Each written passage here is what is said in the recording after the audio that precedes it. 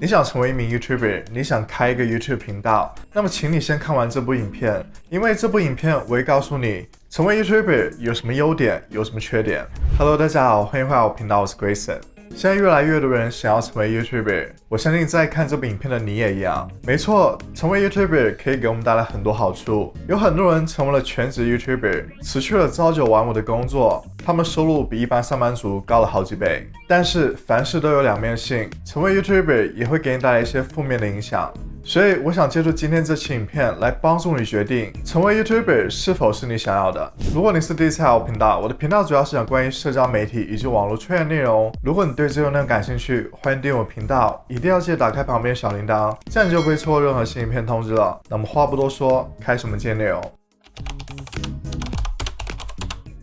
首先，我从缺点开始说起。第一个缺点就是 YouTube 是长期的。我经常有提到，做 YouTube 频道就是一场马拉松，而不是一场短跑比赛。从短期来看，一个普通的工作都比做 YouTuber 来的赚得多。为什么这么说呢？就拿广告收入来说， YouTube 不会让你一开始就获得广告收入，你需要达到它的获利标准，也就是4000小时的观看时长和1000个订阅人数。当你达到这个标准之后，你才能够获得广告收入。但是由于你还是一个小频道，你并没有很多流量，所以你每天获得广告收入都是非常少的，基本上就是几美金一天。所以在刚开始的时候，任何一份普通的工作都远远比做 YouTube 频道来的赚得多。但是如果你把 YouTube 当成是一个长期的事情，你愿意在前期付出时间和精力去创作内容，去提供给观众价值，积累流量，随着时间，你之前的积累会慢慢的给你回报。第二个缺点就是竞争非常大。是的， YouTube 的竞争越来越大了，每一天都会有非常多人开通 YouTube 频道，成为 YouTuber， 因为很多人看到了成为 YouTuber 的潜力，看到很多大 YouTuber 他们晒出来的奢华生活，梦想着也能够成为和他们一样。不仅仅是个人，很多企业都开通了自己的 YouTube 频道，因为他们看到内容行销能够让他们触及到更多的潜在客户。所以总的来说， YouTube 的竞争越来越大，但是我认为这是可以战胜的缺点。只要你能够创新，做出不一样的内容，提供给观众独特的价值，你还是有能力把你的频道做大。第三个缺点，你要不断的学习。做 YouTuber 和做朝九晚五的工作有很大的不一样。一般的工作你只需要精通一个技能就可以了，但是做 YouTuber 你要会很多事情，例如你要知道如何录影，如何剪辑影片，如何利用平面设计来设计你的缩图，你还要会影片优化，会 SEO， 同时你还需要利用社交媒体来推广你的影片。这就是阻止很多人踏出第一步的原因，因为他们认为他们需要掌握这些所有的技能，才能够开始自己的 YouTube 频道。其实这些技能可以在你经营频道的过程中慢慢学习，慢慢积累，你不一定要一开始全部掌握，你可以每次学习一点点，你就可以慢慢提高这些技能。第四个缺点，你会收到消极的评论，这是无法避免的。只要你在 YouTube 上发影片，不管你的频道大小，都会有人发表一些消极的评论。当你看到这些消极的评论之后，你就会感到愤怒，你会感到难受，你会自我怀疑。其实不仅是 YouTube， 任何社交媒体都会有这些评论，因为网络给了这些人权利，让他们能够躲在电脑另一端，说一些他们平时不敢面对面对人说的话。所以成为 YouTuber 收到一些消极的评论是非常正常的，只要你保持良好的心态，认真做好你的内容，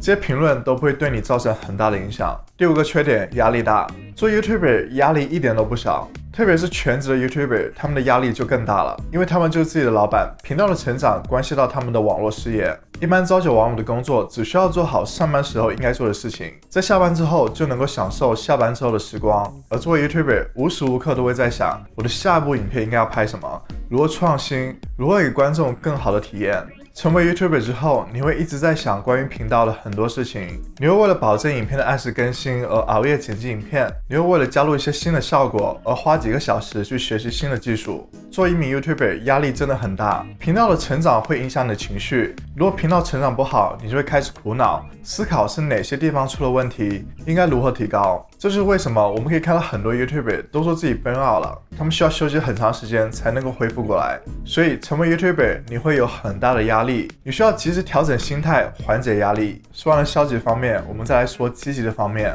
希望之前说的5个缺点没有让你打退堂鼓，成为 YouTuber 还是有非常多的好处的。首先第一个优点就是 YouTube 是全球第2大的搜索引擎，这一点非常的重要，这就代表人们都会喜欢在 YouTube 上搜索各种问题，例如如何从从零开始学习画画，如何学习跳舞，如何利用网络来赚钱等等。这代表着你的内容每天都会被很多观众搜索到，这就是 YouTube 不同于其他社交媒体的原因。像其他社交媒体 IG、Twitter、TikTok， 你发布的内容在过了一段时间之后就很难被观众发现了。在 YouTube 上发内容，每天都会有新的观众发现你的频道，发现你的内容，这样你就能够慢慢的积累流量，建立自己的影响力。这些流量会慢慢帮助你的频道成长，你之后还能够把这些流量进行不同方式的变现。你可以进行流氓行销，你可以推广你的产品，你可以出售线上课程等等。第二个优点就是你可以帮助到很多人。所以 YouTuber 的首要核心就是我提供的内容能够帮助什么样的观众，能够帮助他们解决什么问题，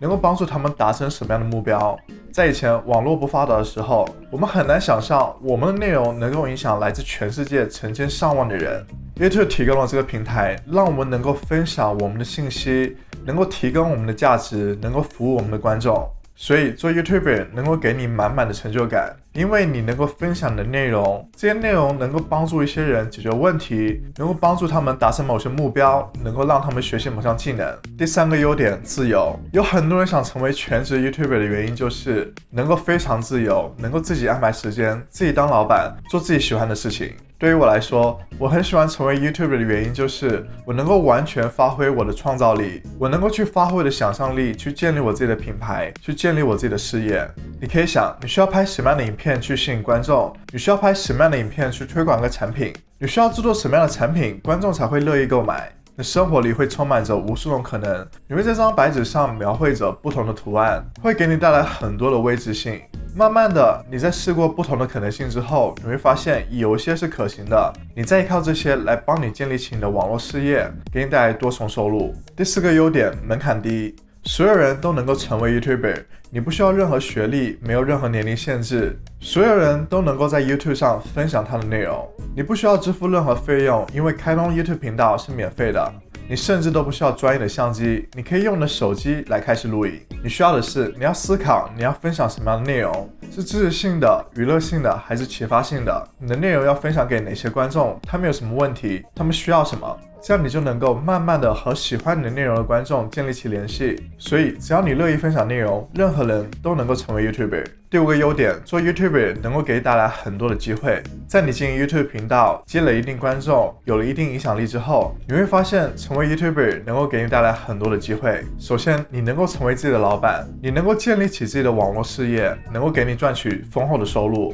你会收到一些公司的邀请，他们会付费让你推广他们的产品。在你积累一定流量之后，你还会有机会参加一些线上或者线下的活动，同时你会认识到很多志同道合的朋友，或者是你之前一直关注的大 YouTuber， 这些都是成为 YouTuber 给你带来的机会。所以只要你能够坚持做出不一样的内容，提供给观众价值，成为 YouTuber 能够给你带来很多的机会。成为 YouTuber 就像是硬币一样，有正反面，这取决于你的目标是什么，你对未来的规划是什么。我们不能只看到 YouTuber 表面风光的一面，却忽略了他们在镜头背后熬夜剪辑的辛酸。所以希望大家在看完这期影片之后，能够对 YouTuber 有个更深刻的了解，做出最适合自己的决定。如果你要成为 YouTuber， 我的这部影片能够教你如何开通自己的 YouTube 频道。如果大家觉得今天这期影片对你有帮助，欢迎为我点个赞，也欢迎订阅我的频道，打开旁边的小铃铛，同时关注我的 IG， 那里会有分享更多不一样的内容。那我们下次再见，拜拜。